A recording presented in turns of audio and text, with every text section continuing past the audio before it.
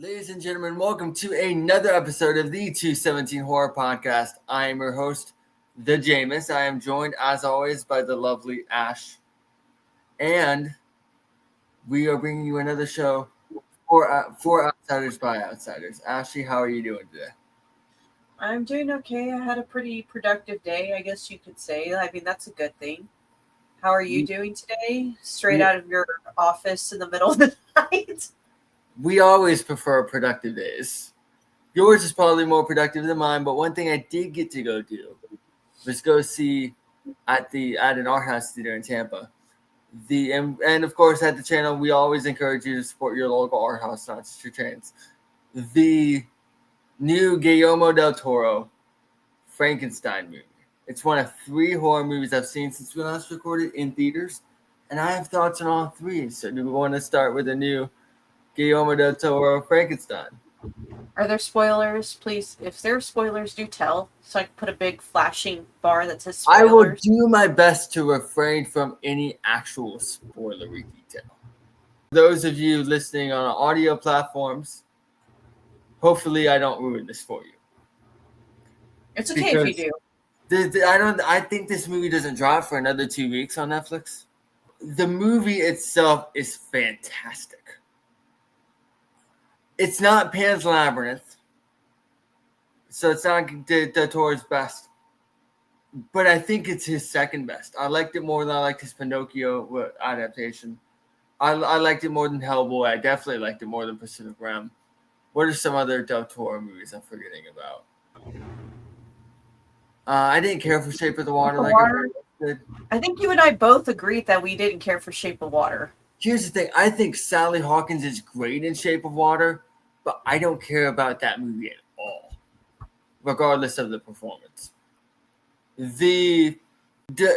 this is a movie Del Toro had been wanting to make for a long time. One could argue Hellboy takes a lot from Frankenstein. Like, you can tell he's always kind of been influenced by this novel from Mary Shelley. And for years he had been wanting to do a multi-perspective version of Frankenstein, similar to the book. Well, he got to do a multi-perspective Frankenstein, but he did it in a Victor Frankenstein telling his story kind of way. So it wasn't done in a real time kind of way, which I thought was really interesting. You're brought in already at the end of the story. I have 2 issues with it, and then I'll get to the good. 2 issues. 1, it felt very by the book. And for a story that we all know and have seen so many times, regardless of how well made it is, and it's very well made. The cinematography is beautiful. The set pieces are marvelous. The direction is just really sound. It's really well made, well crafted.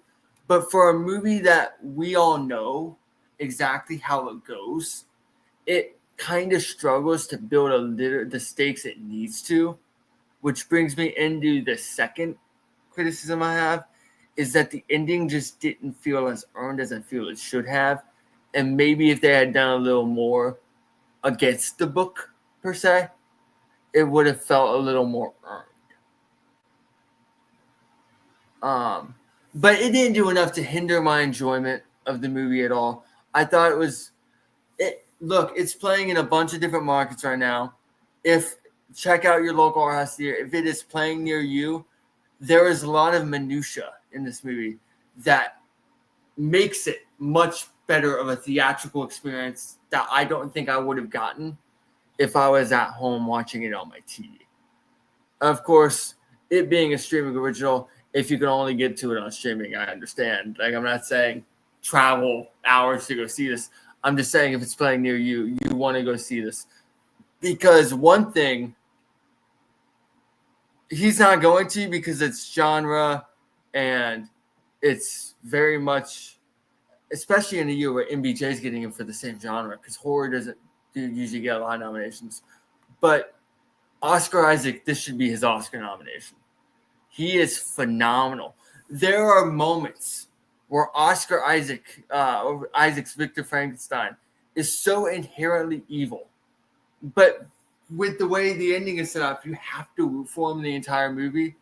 And Oscar Isaac is charming enough in his atrocities that Victor Frankenstein never feels like he loses the audience. And that's all because of a very, very layered and nuanced characterization of Victor Frankenstein from Oscar Isaac. One person I didn't know who was in it that I always love seeing is Christoph Waltz. Of course, known for the Tarantino movies, Django, and Inglourious Basterds. One of those character actors where he just shows up and he elevates everything. And he's only in the first half of the movie, and he steals the movie. He's really good here. One thing I had mentioned when this movie and its potential first brought up on this show is I don't like Jacob Elordi. And I still don't like Jacob Elordi. But he plays the physicality up to 11 on Frankenstein's monster and finds ways to emote even through the makeup that does a really good job with this particular character. And I think that's worth noting. Overall, it was a very fun experience. It's 2.5 hours, which is a bit tedious, but I looked down 90 minutes in to check the time, thinking only 30 minutes had gone by, and we were 90 minutes in. It loses a little bit of its steam in that kind of thought within the last 25 minutes or so. But overall, it's just really well done. I really enjoyed it. But I have the two flaws. I don't think the ending was earned, and part of the reason I don't think the ending was earned is because Del Toro refused to deviate from the book. And a lot of the other faults with this movie, sometimes it feels derivative, for example, come from the fact that we've seen this story so many times before. But honestly, it's going to hurt more the Maggie Gyllenhaal movie coming out next year because we just had a very faithful, very strong adaptation of Frankenstein 3 months earlier. So that movie is going to be more hurt by the story feeling retread than this one. So I don't know. I'm curious to see how regular people like the movie on Netflix because I know coming out of the festivals, it wasn't garnering the best reviews. But I thought it was a good time. There's one thing he did that I found really interesting, and that it's that he focused a lot on the childhood backstory of Victor Frankenstein with Victor Frankenstein's father, and then it kind of mirrors his feelings on fatherhood, even though the monster's not technically his son. It kind of mirrors how he deals with stuff when dealing with the monster later on, which I found interesting too. Overall, a lot of good, a lot more good than bad, and I think this is one of Netflix's better offerings. And it's no Marriage Story, it's no Irishman, but it's a top tier Netflix original for their standards. So I really enjoyed it. I don't know where your enthusiasm is to check out this movie, but I liked it a lot more than I thought. I'm eventually going to watch it when it comes out. I'm particularly going to watch it on streaming. Right. But I am going to watch it, though, because I do like a lot of Guillermo del Toro's work. Yeah. There's a few things that doesn't hit with me, but that's like anything. Right. I mean, that's even with music. You know, you can have a favorite artist and there's just some tracks that don't hit with you. Right. My biggest issue with Guillermo del Toro is a lot of times that with his movies, outside of this one, outside of Pan's Labyrinth, there are scenes I love, but I don't love the total product. One example of that is Nightmare Alley. I love anything when Blanchett and Cooper are on screen together, and I don't really care for anything else in that movie. But those parts are strong enough to carry the movie for me. That I feel like this one didn't fall into that trap. There's a little bit of steam lost when they switched to Frankenstein's monsters perspective, but I don't think it loses its luster. Overall, I enjoyed it. The same cannot be said for the movie I saw 2 nights ago, Shelby Oaks. Have you heard about Shelby Oaks and what that is? No, I have not heard about it. So there's a YouTube pundit named Chris Stuckman, and he decided, I'm going to make my own movie. So he started a Kickstarter, crowdfunded it, and the idea was really cool. This group of people, the Paranormal Paranoids, are YouTubers, are like ghost hunting YouTubers who go to different paranormal haunted places, and they go to this town named Shelby Oaks, and they disappear. And so basically, it's 10 years later. People thought it was a publicity stunt and stopped looking. And the sister is still looking for her sister that disappeared. And so the entire first 20 minutes are shot like a documentary and found footage documentary. And then it goes into a normal feature. And I thought, even though I don't really like found footage or mockumentaries, I found the first 20 minutes particularly strong. And then it went off into the most derivative. Okay, I will go spoilers here. If you've seen The Village, it's that exact twist, just worse. What do you mean by worse? Like worse for the characters, or just not good for in? Its like, execution isn't good. It doesn't really make sense in the context of the story. They don't really explore the why of it all. You know, and I was really excited for this because I like artists who unapologetically make their art. And even if it's not the best movie, which this wasn't, I like that this guy who critiques movies for a living decided, I want to see how hard it is, and decided to make his own. And he got funding. Neon even, but after they bought the movie, gave him more funding to add to the movie because he couldn't raise enough money to make the entirety of the movie, so he had to cut some stuff. So they gave him more money after they bought the distribution rights to go reshoot and add stuff. And I like the swing the movie tries to take. But after the first 20 minutes, which are really interesting, it falls into a very generic territory, which kind of disappointed me. Which I wasn't too surprised because I wasn't really fond of the trailers. But anytime we can get a filmmaker who makes their art as art, I want to support that. So I figured might as well go see it. It just didn't do anything for me. And the third movie I kind of want to cover that I was actually just writing about for the Death Arts 13 website. Be sure to check out my new article. We'll go into what the article actually entails in a couple minutes with our next topic. But Black Phone 2 dropped a week ago. And this is another one that had two major problems for me, but I really enjoyed it.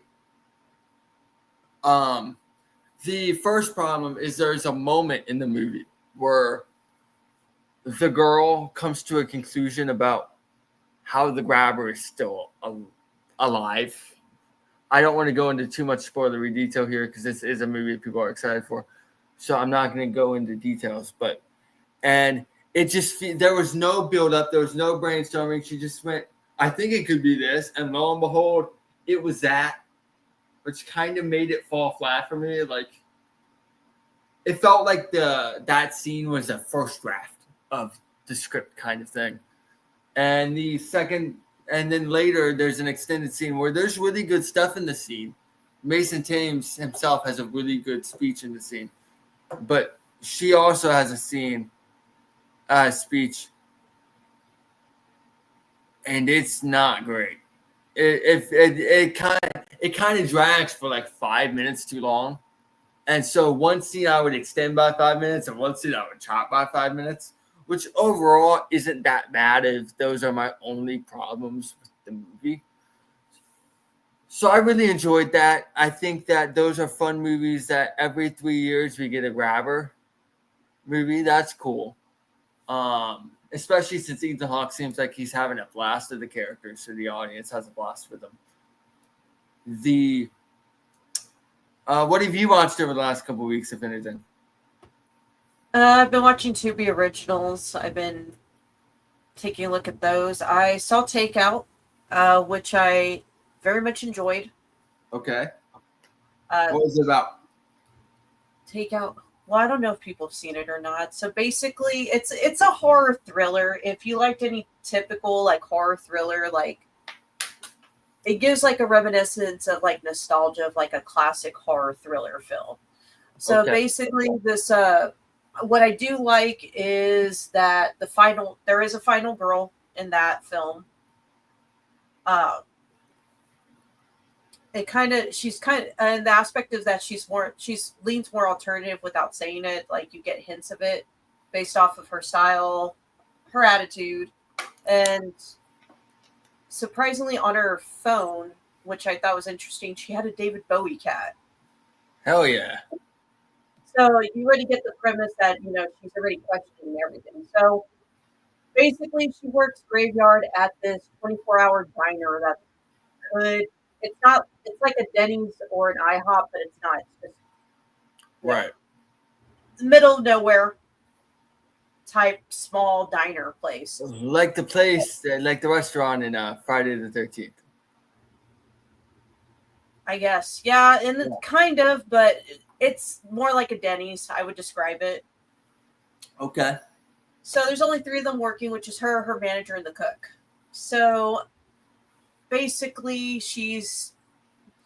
her manager's kind of on her ass, like how she's not in full uniform. She needs to wear her stupid hat. So she goes to her car to look for her hat. Premise is that there is a serial killer in their town. So this guy pulls up and he's kind of fucking weird. Like, you don't understand why this guy's so sketchy. She looks in his car and she sees a doll, and the doll, he's like some type of killer that leaves dolls. But he takes women. So the whole movie is they're trying to keep him there because there's a reward out to catch that serial killer. So they don't want to call the cops, but they should call the cops. Right. So the whole movie is them trying to keep him there so they can claim the reward. That actually sounds fun. Yeah, it was pretty entertaining. Spoiler, if you haven't seen it, turns out that's not the guy who stole the car. The reason why he was acting weird is because he was fucking drunk off his ass. So it's about right for our trip down the diner. Yeah, it wasn't him. He stole the car. He stole the car actually from their high school teacher. That feels random for what you told me. So, what else have you been watching? I saw Match. Okay. On Tubi. I've heard that's like gross. Huh?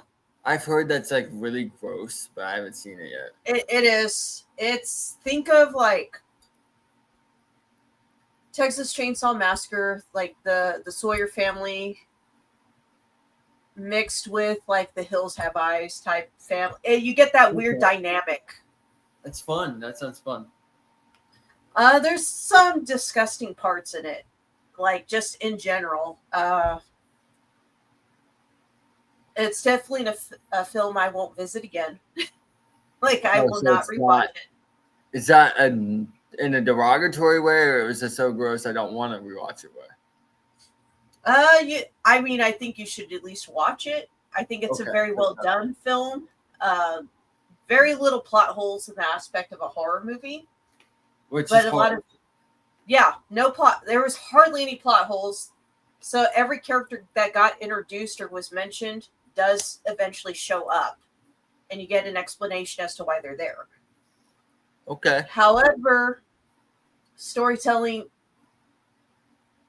it took a lot of different turns that I wasn't expecting. Right.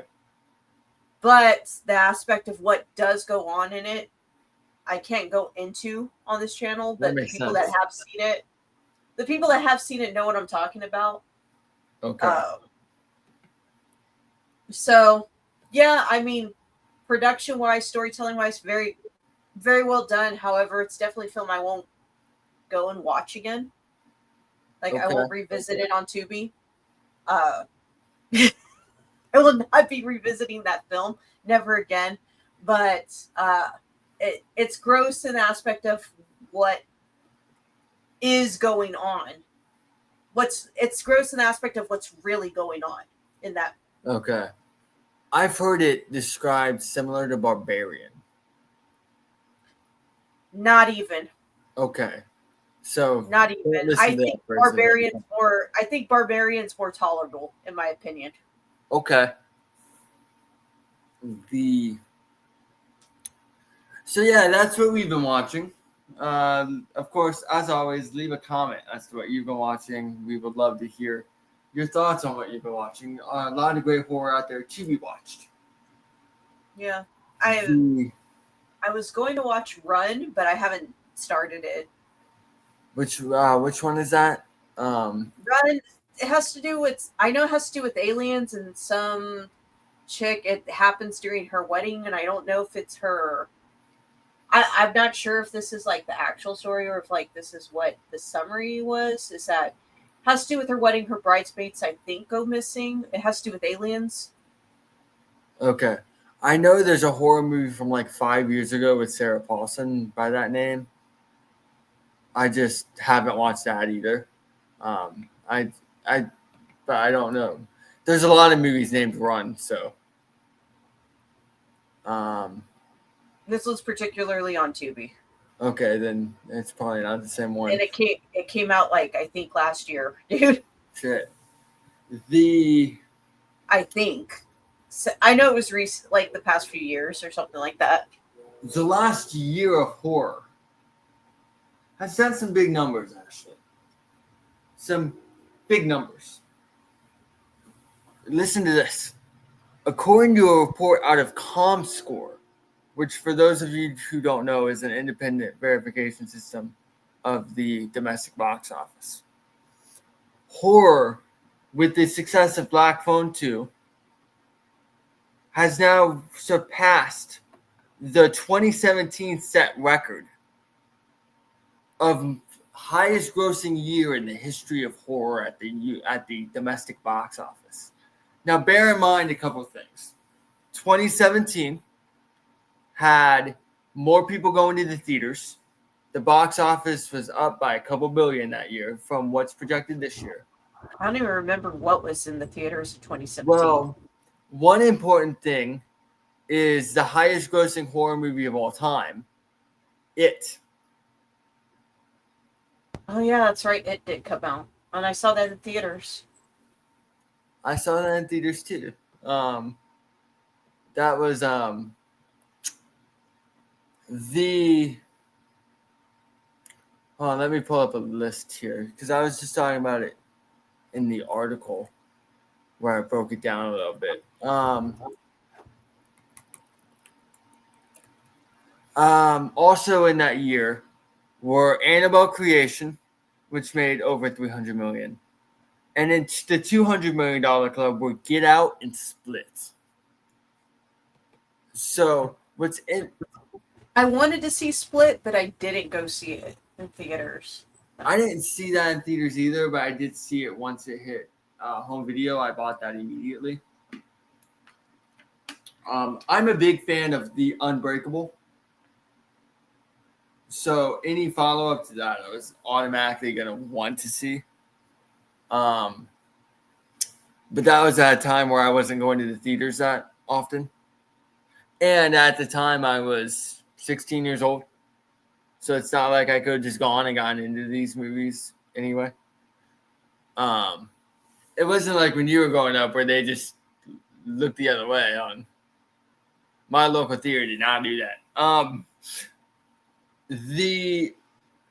What's interesting about that is the four movies: It, Annabelle Creation, Split, and Get Out, were very much the driving forces behind the record. It was a very top-heavy year for horror, and it was in a time where more people were going to theaters. So I thought it was an interesting thing to look at. And I kind of broke it down in a new article now on deatharts13.com where I discuss or explore, maybe is a better term, where I explore Blumhouse and why Black Phone 2 is their only big hit over the last 2 years and why they're not coming along for this ride alongside Neon, A24, to a lesser extent movie, Warner Bros. Especially, and big studios like Warner Bros. Especially. Warner Bros. This year have Sinners.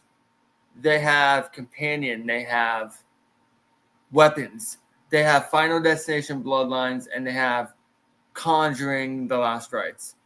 Those all made a profit, and 4 of those 5 all opened at least 40 million as part of their 7 straight movies, opening to 40 million or more domestically. Those are big numbers for a studio. But I kind of explored why Blumhouse wasn't going along with it, and a lot of different things like a changing business model. Their movies now cost anywhere from 20 to 30 million. Back when their horror, when Paranormal Activity and stuff like, and Insidious and stuff like that was coming out, they would do movies on 2 million or less and then make 20 million, and they would be big hits and they'd be rolling in it. That's not really the model now, and that model has been taken over and done much better by Neon and A24, because unlike Blumhouse, who just produced the movies, Neon and A24 are distributors as well, so they can buy the movies for cheap, or if they produce it, they have more of a hand on the marketing of the movies, and they are more in tune with their audience, I would argue. Even though A24 this year, especially with horror, Death of a Unicorn didn't do well. A couple of other things they thought would do better. Bring Her Back didn't do Talk to Me numbers like they were hoping. They didn't have a banner year for A24 standards, but they're still doing in a much healthier spot than Blumhouse, and especially in their horror division. The other thing I looked at is why now? And my thought process, I want to ask you about this. My thought process was kind of interesting. When do you think that, what do you think coincides with horror booms, like the 70s slashers or the 2000s torture horror, or what we're seeing right now, which is more socially conscious horror? I wanted to ask you that because I did go over this in my article a little bit. What do you mean? Like, elaborate a little bit.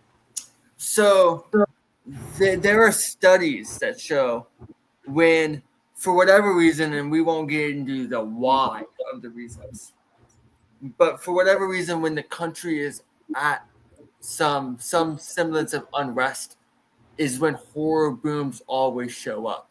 Mm-hmm. This, like the 70s slasher, for example, took off right at the height of the Vietnam protests. The thought process was that the violence people wanted to see in movies was cathartic to the violence they were seeing in their everyday life that they weren't used to. And so the 2000s torture porn kind of horror was kind of timely for its for that period, for its contemporary. So nowadays we are seeing a lot more elevated horror, which has a lot more to say about social etiquette at large. Yeah. Do you think that has a lot to do with some stuff that we don't have to go into the why, but that might be going on over the last 10 years or so in society? I would say so. I would say more or less the last 5 years. I wouldn't say necessarily the last 10 years, because if I recall, like the last 10 years compared to the last 5 years, just the way social interactions have changed rapidly, and that has to do with like the rise of social media as well. And I think, my opinion, once again, this is my opinion, during the pandemic, people had nothing better to fucking do than be on social media. or any type of, go ahead. Continue.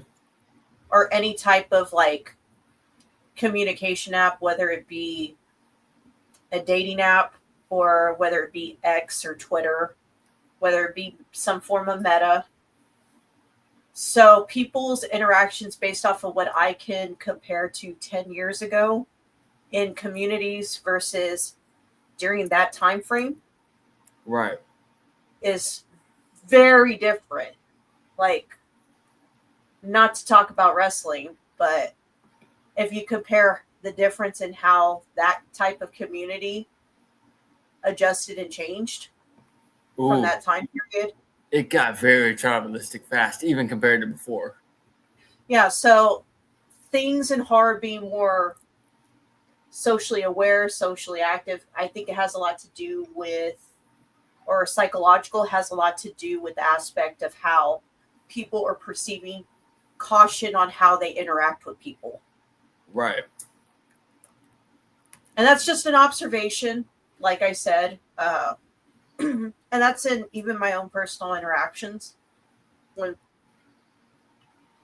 like, if I go out to like a public place and people recognize me or like they know me, they're too nervous to say hi because they're too afraid to be perceived as creepy. Right. And trust me, I understand that. As a guy, I do understand that. But I think, and I don't really want to go into a social etiquette rant, so I'm going to keep this brief. I think we are in a time where it's not only that the algorithms are pushing these thought processes, but we all spent 2 years in the dark, so we lost a lot of practice, and it kind of changed. Yeah, not exactly. only what the algorithm is pushing, but the algorithm is pushing it because it changed how we interact in the first place. Yeah, the algorithm will push what makes money. Yeah, exactly. So that's what I mean. I'm not saying like it's social. I'm not saying what's right or what's wrong in the aspect of how to interact. Right. I have to remind people it's totally okay if you want to tell me hi. It's totally fine. That's cool. But I think because of the difference of 10 years ago, 10 years ago is different than 5 years ago. Drastically is what I'm telling you from my own personal interactions. So 5 years ago, pandemic hit, so we didn't interact with each other except like on a through social screens. basis. Yeah. It really promoted a monoculture of sorts, but I want to put this out there before I go into a little more. If anybody ever sees me on the street and wants to say hi, I will ride that high on my ego for a year. Come say hi, make my day. I would appreciate it. The one direct quote I put in that part of my article is that we are in an era of elevated horror that focuses directly on anxiety surrounding social identities, exploration of trauma, and a world entrenched in algorithmic calamity. So one thing that I want to point out is I just mentioned the Warner Bros. Tape from this year, and I kind of went down. The overarching story on weapons on a deeper level, which beyond what anything happens, beyond anything that happens within the movie, is that it's an allegory for how the media chews up and spits out different things that happen to children because of the way society is right now. And I'm not going to go into the politics of it, but that's more or less the beyond surface level narrative of the story of by the time we're a month in, the media doesn't care about these small town kids or the people in the classroom that went missing because they've moved on to the next thing. I feel like that is very indicative of the society we've been living in the last little bit. Take a movie like Companion. Companion is so compelling because it's a play on two things that are really active right now in the lives of every young person: dating and specifically online dating and AI.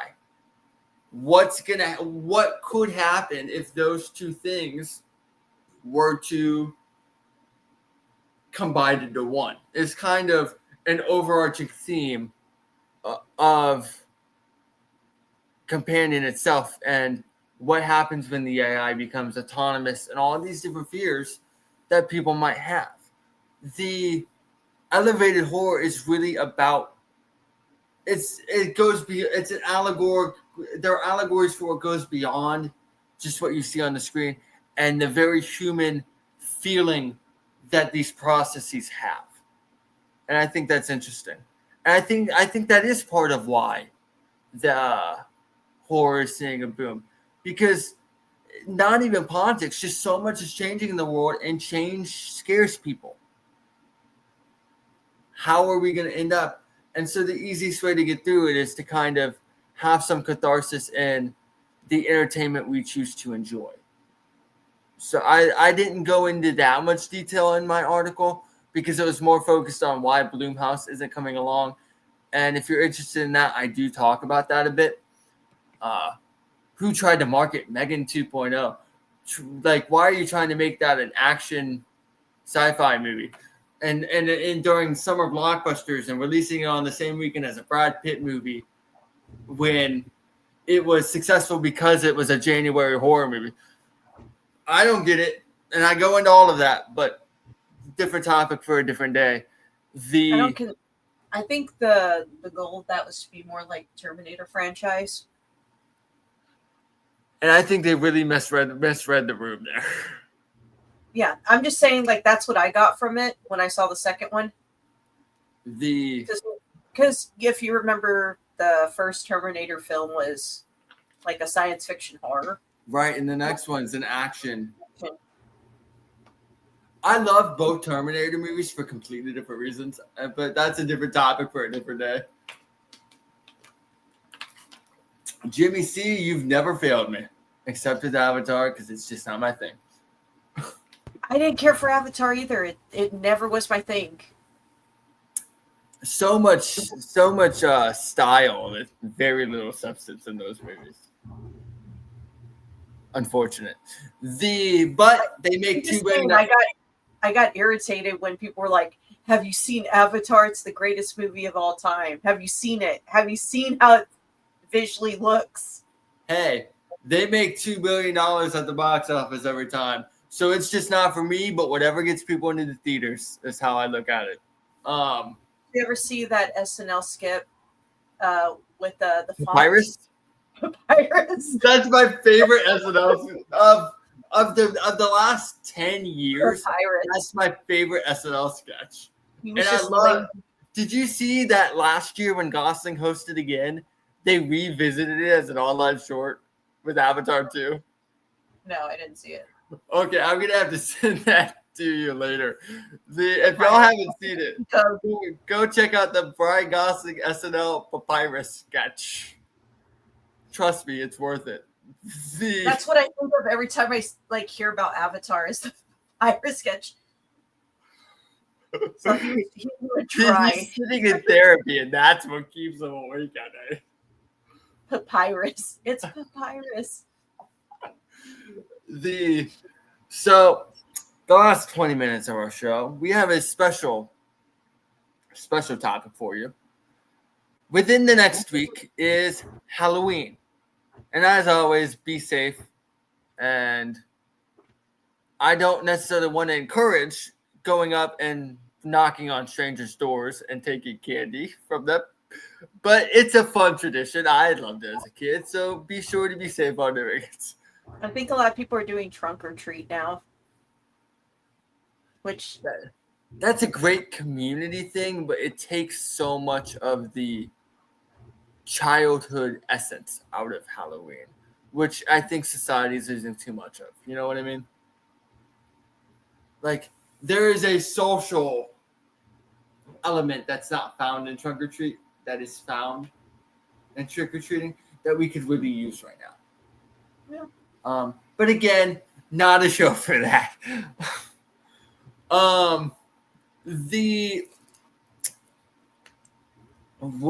So with Halloween on the horizon, we thought we'd do a little brief foray into Halloween episodes, non-horror shows that take a little bit of the macabre or tradition of Halloween, which is steeped in macabre, or the macabre, as we like to shorten it.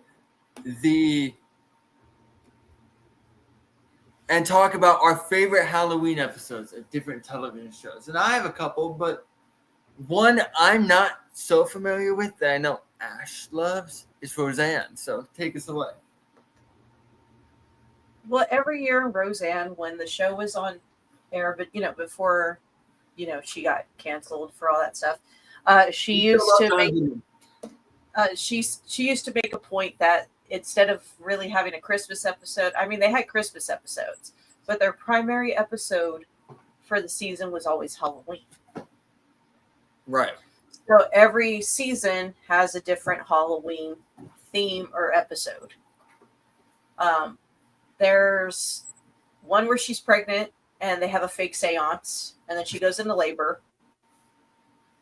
As one does. Yeah. Well, because they were using a Ouija board, and the Ouija board predicted that she was going to go into labor. But there was a lot of them that had to do with pranks. They had Halloween pranks. Particularly, there's one that I recall that Dan and Fisher were pretending to have an affair with each other. And that was their Halloween prank. They always had like elaborate costumes because they had to. They had to have like all the elaborate costumes. So they always had different themes and stuff. So that's what I particularly remember when I think of TV is particularly Roseanne for having Halloween episodes. When I think of pranks in a Halloween episode, there's an episode in the first season of Dawson's Creek where it's not necessarily a Halloween episode, but kind of doubled as their Halloween episode. You wouldn't hear much of Dawson's Creek. Oh, I love Dawson's Creek. I'm a big Michelle Williams fan, so I'm a big fan of the show. Oh yeah, I forgot she was in that. She was like one of the main people, and it's funny because she outacts everybody on that show, dude.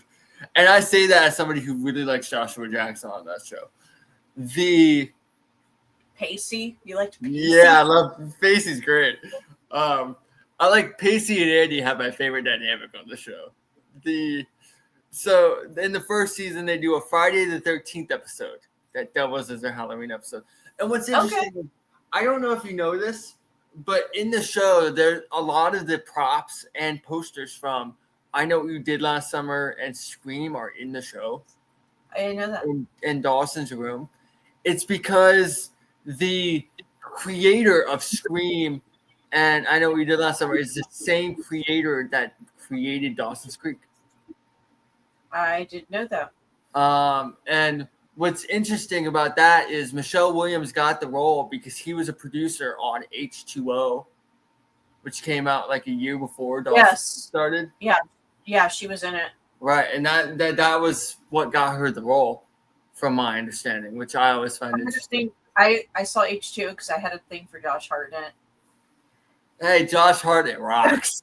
One of these I particularly remember he had a few films coming out, and H2O was one of them. Because I mean, he did The Faculty. Wasn't he in that? What was that Ben Affleck movie? Pearl Harbor. Wasn't he in that? I saw Pearl Harbor. Yes, right. That was around the same time. That was a whole messed up. That was a whole messed up fucking thing. Did you ever see Pearl Harbor? Yes. So another show I wanted to talk about was The Middle because they did Halloween episodes every year. And they always did weird stuff with it. Like there's one year where Brick goes as Rod Serling, but Brick hates the Twilight Zone. So he would get angry every time somebody didn't understand he was Rod Serling from Night Gallery. Which is a very Brick thing to do. Let's talk about Friends too. But there's an episode of The Middle where Axel's supposed to be working on a history paper, and Mike walks in and is like, aren't you supposed to be doing your homework? He's like, I am. If I have the opportunity to learn about a historical event from a book or Ben Affleck, I always choose Ben Affleck. And Mike tells him, you're not going to learn much about history or movies from this movie. And it kills me every time.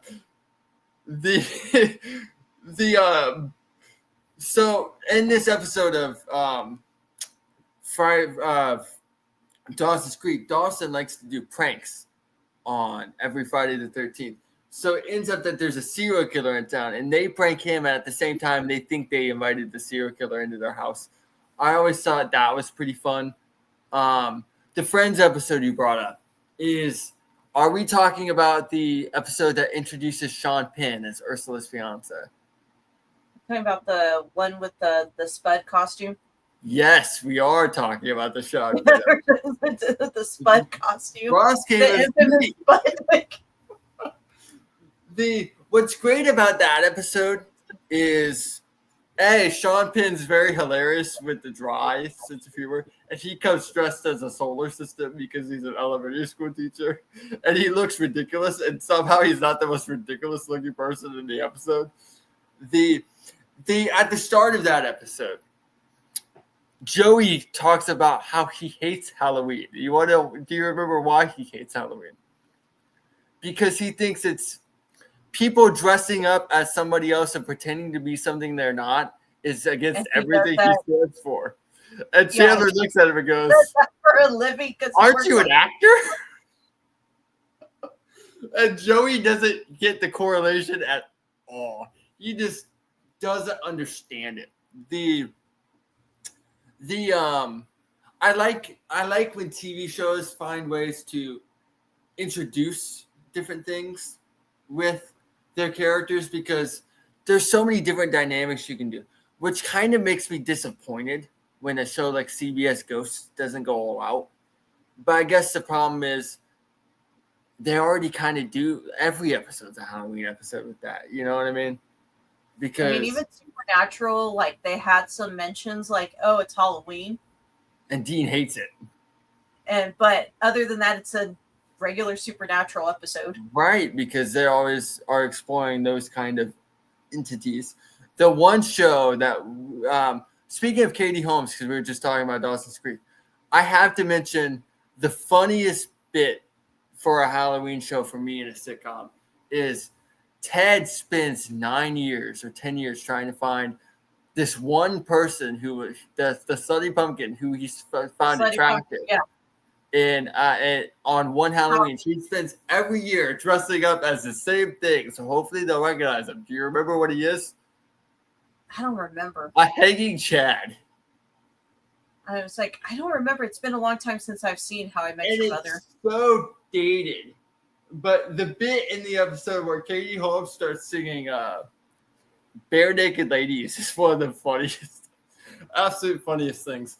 The first Slutty Pumpkin episode, the first time they introduce it, Lily and Marshall dress up for the McLaren's costume competition as Jack Sparrow and a parrot. Yeah. And they win the competition because Marshall dressed up as a gay pirate. But it's been a long time since I've seen How I Met Your Mother. A lot of the show really holds up. But the ninth season, and I'm not somebody who dislikes the finale. I think they actually built exactly what they were building to the finale for. Mm-hmm. But you can tell the cast wanted to be done, and it really hurts, and it really makes the last little bit kind of unwatchable. But you have your good episodes. The episode that's focused strictly on Christian Milotti and how she met him and giving her character the backstory. And then the following episode where she realizes she's not going to be alive for her daughter's wedding. Mm-hmm. Were both really strong episodes. And those episodes alone make me think, how did y'all not see in real time that it was coming, that she's dead? Plus the fact that they spent 10 years telling this story and not once does she interrupt and correct a detail. She's obviously not in the picture. But the show we have to talk about with Halloween is The Simpsons and the Treehouse of Horrors, because that's been like the thing every year. And I remember the first time they do the Treehouse of Horrors, and I think a couple other times since. I think for the fifth one, she comes on and says Congress won't let us show it, so we're showing an old Glenn Ford movie anyway, and the screen goes live action black and white. But the first time she comes on and says, this is going to be scary. Instead of writing us angry letters about what your kids are watching, why don't you put them to bed for this episode? And then they go into the anthology of Bart telling scary stories. But those are always the most popular Halloween episodes every year. The fifth one, what I really like about that one is those episodes have recurring characters that only show up in those episodes. Kang and Kodos only show up, and if I'm remembering correctly, only show up in those episodes. And I really like that. I think that's a good bit. My favorite bit is the episode. I forget which year it is. Bart turns into Dracula, but the most popular ones. Grandpa doesn't know he's Dracula and just hears "Let's kill Bart."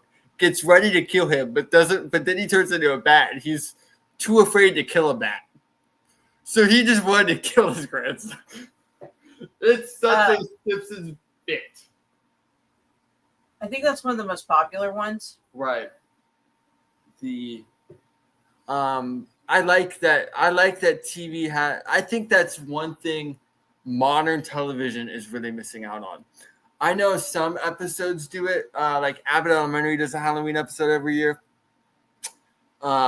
Particularly, there's one bit where a white boy dresses up as Black Panther and then walks up to Janine and says, Wakanda forever. And she's kind of just like, maybe just Wakanda for today. And the way she delivers, and the way Quentin Brunson delivers it is hilarious. So there are some shows here and there that still do it, but they're mainly still network sitcoms. With the 22, 24 episode seasons, there was a lot of time to spend time with these characters in wackier situations that were more timely than with the binge model where everything's just, let's hit you with pertinent information for an hour, for 8 episodes. And I think that really hurts the enjoyment of television. And I think that Halloween episodes, Thanksgiving episodes, Christmas episodes, Christmas episodes is more Friends of Skin. But those episodes are really integral to the television experience. Just for 30 minutes, I get to escape and hang out with these characters and situations where I could find myself in.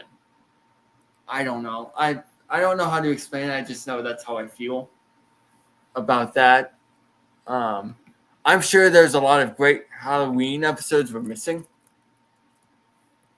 Yeah, and then there's Halloween specials from like animated series like Garfield, freaking Looney Tunes. The Peanuts has a holiday special for every. I think that one's the Great Pumpkin, Charlie Brown. Yeah, and the Great Pumpkin never comes. Right. The Dr. Seuss has the Grinch.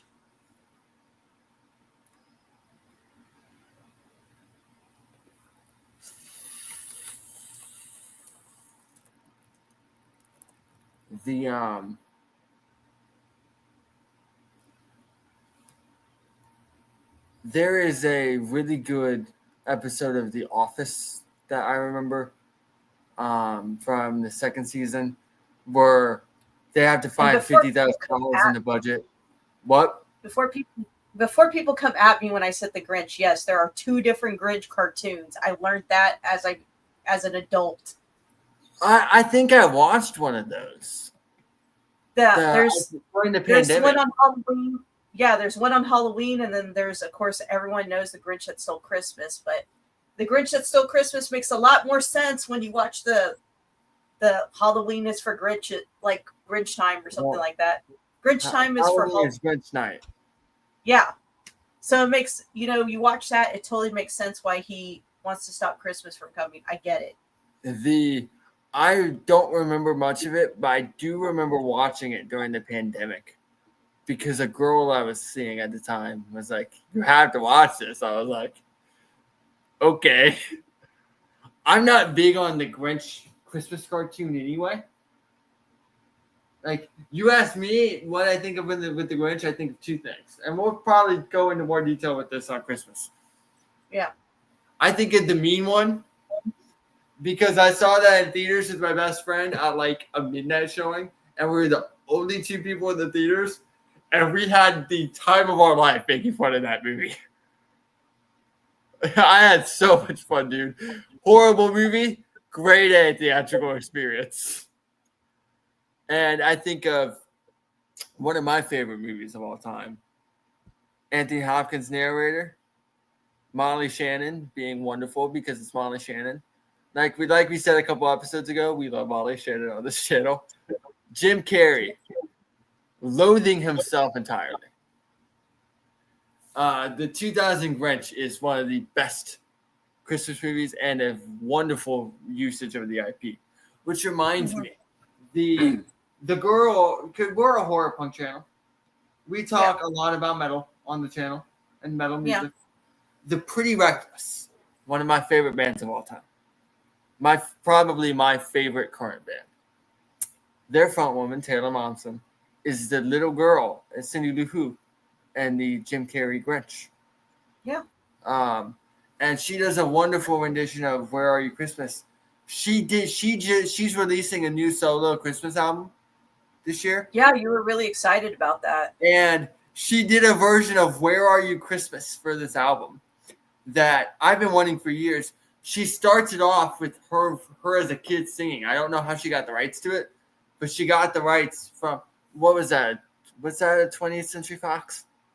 I don't even remember, dude. It was let me Google, because if so, she had to get the rights from Disney, which is not easy and not cheap. The details, that was Universal. Okay, so she had to get the rights from NBC. So she got the rights from NBC and uses her childhood voice as a lead-in to a new metal version of the song, and it's awesome. So be sure to check that out too. There's probably a lot of Halloween episodes we're forgetting about. The Reba had a really good best little haunted house in Texas episode. Yeah, I forgot Reba did a Halloween episode. Reba rock, dude. I don't think we appreciate that show enough. The Hey Arnold had a really good episode. Hey Arnold. And just think, he still ended up marrying Helga. And of course, there's the 30 Rock episode, which gives us the song "Werewolf Bar Mitzvah." Oh, that reminds me. One episode, there's a Superstore always had fun with the Halloween episodes, but one episode I really loved because I relate to it so much is there's an episode where Garrett, who normally controls the radio, gets overtaken by corporate so they can play holiday music, and they play Monster Mash on loop, and he goes insane hearing the same song over and over and over again.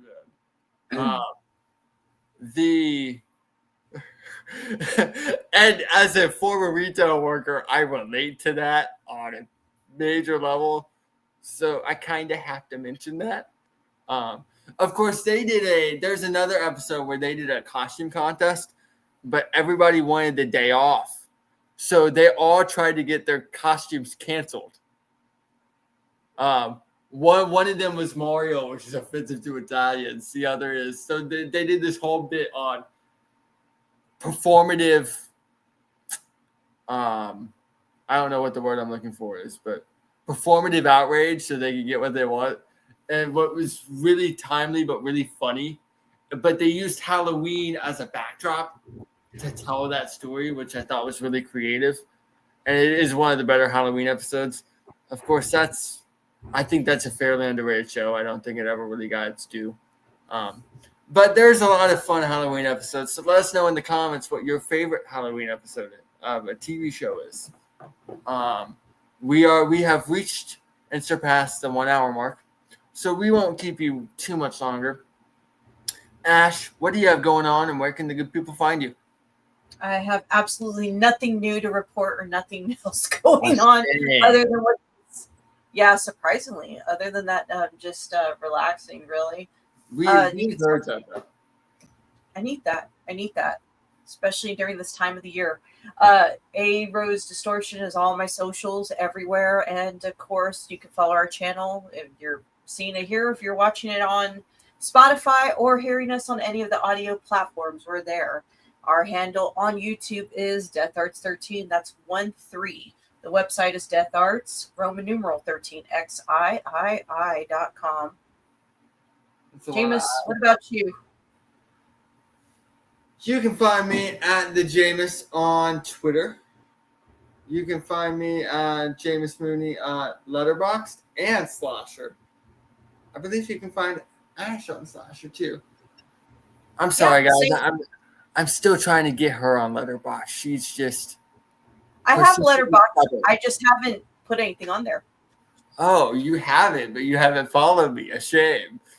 I opened it and I just haven't done anything with it. Of course, I have some really cool stuff. You can find every horror movie I've ever rated 4 stars in a Letterboxd list. You can find every horror movie of the 2020s ranked since that feels timely since we just talked about horror renaissance in the 2020s and the horror boom. Remember when I told you and I was like, Jameis, since you're on Letterboxd, I have seen the worst movies ever, and you're like, I'm intrigued. What is the movie? They all got added to my watch list. Did I ever send you the one about with the alien? Like, there's an alien chick. You mean Alien? No. I think it's called Dr. Alien. Oh no, you haven't. Oh my God, I will send you because. You know what it was? I sent it to Jessica, my friend Jessica Havoc. Right. I sent her the picture, and she thought it was the funniest thing in the world. I'll send you the picture. That reminds me, one of my favorites, another show that never got its due. That's one of my favorite shows recently in the sci-fi genre. Resident Alien.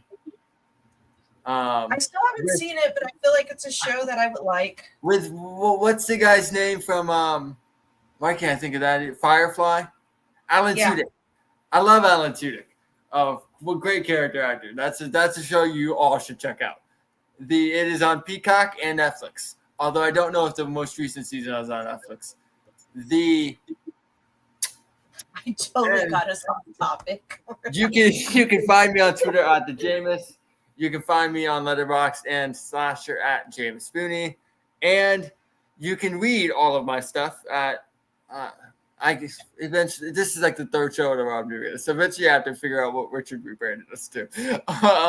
But also Death Arts. Dude, like the ongoing. Death Arts 13. I published my first article. I found it. It is called Dr. Alien. That's insane. Let me look this up. Yeah. It stars Julia Landers. Is that the I remember her from a guest spot on The Love Boat.